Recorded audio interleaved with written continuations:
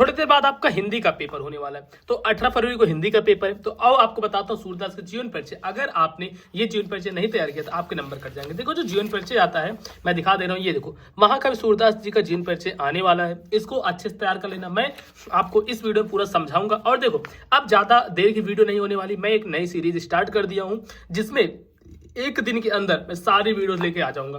जैसे इस वीडियो में सूरदास जी का जीवन परिचय है, फिर तुलसीदास, फिर रामचंद्र सूक्त, फिर निबंध कैसे लिखे, उसके बाद पत्र लेखन, ये सारी चीजें मैं बताऊंगा। तो बस चैनल को सब्सक्राइब कर लो। जो जो वीडियो डालता जाऊंगा 4-5 मिनट की वीडियो, उसको आप देखते जाना। और मैं 100% गारंटी के साथ कहता हूँ, अगर आपने सारी वीडियो देख ली तो आपके बोर्ड एग्जाम में 90% लाने से कोई भी नहीं रोक सकता। तो चलो बच्चों स्टार्ट करते हैं, ध्यान से देखना। सबसे पहले आप कैसे डालोगे, देखो लिखने का तरीका भी आना चाहिए। सिर्फ ये नहीं कि आपको आ रहा है तो आप सोचे कि हाँ मैं पास हो जाऊंगा, नहीं, आप नहीं हो सकते। आपको लिखने का तरीका आना चाहिए कि किस तरीके से आखिर हमें बोर्ड एग्जाम में लिखना है, वो तरीका बहुत इंपॉर्टेंट होता है। देखो सबसे पहले प्रश्नोत्तर संख्या तो आप इधर डाल दिए। अब प्रश्नोत्तर संख्या डालने के बाद यहाँ पे इधर डालना है नाम। नाम क्या इनका सूरदास। जन्म कब हुआ था, सन 1478 ईस्वी में। 1478 ईस्वी में सूरदास जी का जन्म हुआ था। जन्म स्थान रुनकता गांव में इनका जन्म हुआ था। इनके गुरु थे वल्लभाचार्य। ये जो मेन पॉइंट्स है, इन मेन पॉइंट्स को आपको अच्छे से याद करना है। और उसके बाद गुरु वल्लभाचार्य, इनकी मृत्यु हो गई थी सन 1583 ईस्वी में। ठीक है, 1583 ईस्वी में इनकी मृत्यु हो गई थी।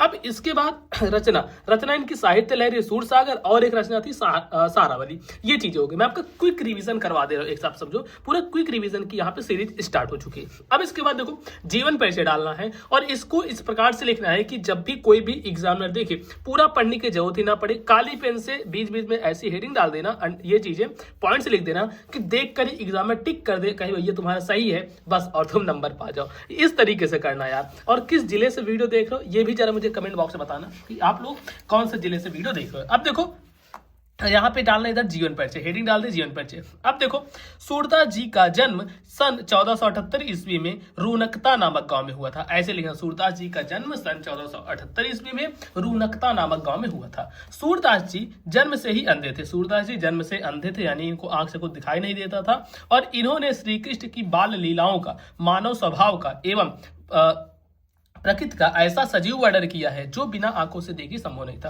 अब देखो काफी लोग कहते हैं कि सूरदास जी अंधे थे। अगर ये अंधे थे तो श्री कृष्ण की बाल लीलाओं का और प्रकृति, हमारे नेचर का इतना सुंदर वर्णन किया है ना कि बिना आंखों से देखे पॉसिबल ही नहीं है कि कोई ऐसा कह पाए। तो इसीलिए लोगों में मतभेद भी है, मतलब लोग ऐसा नहीं मानना पसंद करते कि वो अंधे, अगर वो अंधे थे तो उन्हें सब चीजें कैसे पता क्या कैसे हैं। और उसके बाद सूरदास जी की रुचि बचपन से ही भागवत गीता में थी। सूरदास जी की रुचि बचपन से किसमें थी, भागवत गीता में थी। और इनके भक्ति के पद सुनकर पुष्टि मार्ग के संस्थापक ने इनको अपना शिष्य बना लिया। इनके भक्ति को जब सुने तो पुष्टि मार्ग के जो संस्थापक थे वल्लभाचार्य जी, इन्होंने इनको अपना शिष्य बना लिया कि कहे भैया तो हमारे चेले बन जाओ, हमारे शिष्य बन जाओ। और श्रीनाथ जी के मंदिर में कीर्तन का कार्य सौंप दिया। उन्हें श्रीनाथ जी की मंदिर दे दी, बोले कि आप यहीं पर भजन कीर्तन करो। और उसके बाद देखो कीर्तन का कार्य सौंप दिया। अतः इनकी मृत्यु 1583 ईस्वी में हो जाती है। इनकी मृत्यु कब हो जाती है, 1583 ईस्वी में हो जाती है। फिर उसके बाद सूरदास जी की रचनाएं। अब इनकी रचना लिखना बहुत जरूरी है। देखो 5 नंबर का आता है टोटल, जिसमें से 3 नंबर ये जीवन परिचय जो आपने दिखा, और 2 नंबर सिर्फ आप इतना रचना लिख दोगे तो ये रचने के ही आपको 2 नंबर मिल जाते हैं। ठीक है, इतना समझ गया, चलो। अब इनकी कुछ रचनाएं देख लेते हैं। जैसे देखो सूरदास जी की रचनाएं निम्न है। रचना कौन कौन से, ये है साहित्य लहरी, सूरसागर, सूरसारावली। अब देखो इतना ही था इनका जीवन परिचय सूरदास जी का। आप सभी मुझे बताना कि अब आपको किनका जीवन परिचय चाहिए। और एक चीज बता देता हूँ, काफी सारे बच्चे डर रहे हैं कि भैया अभी तक हम कुछ बिल्कुल पढ़े नहीं है, हमारे सामने अगर ऐसे पेपर आ जाएगा तो क्या करेंगे। तो देखो भाई, अगर आप ये वीडियो बोर्ड एग्जाम होने से 5 से 6 घंटे पहले देख रहे हो तो मैं आपको एक चीज बताना चाहता हूँ, जितने भी इसके इंपॉर्टेंट क्वेश्चन, जितने महत्वपूर्ण प्रश्न हैं, उन सभी प्रश्नों को मैंने लिया और लेकर एक जगह पर लेकर रख दिया। यानी कि 90% समझ लो, आपका जो पूरा सिलेबस है उसके 90% क्वेश्चन से 20% सिलेबस से ही आते हैं। तो उस सभी को मैं एक जगह रख दिया। अब वो हो गया अपना ब्रह्मास्त्र। देखो आपको क्या करना है, मोबाइल पर स्कूल ऐप डाउनलोड करना। ऐप डाउनलोड करके ओपन कर लेना है। ओपन करने के बाद देखो आपको यहाँ पे दिखेगा ब्रह्मास्त्र बैच, ये इधर देख लो ब्रह्मास्त्र बैच दिखा ना, पेड कोर्स पे क्लिक करना, ये है ब्रह्मास्त्र बैच, इस पे क्लिक करना तो आपको देखो ये दिख जाएगा, ये है ब्रह्मास्त्र बैच अपना।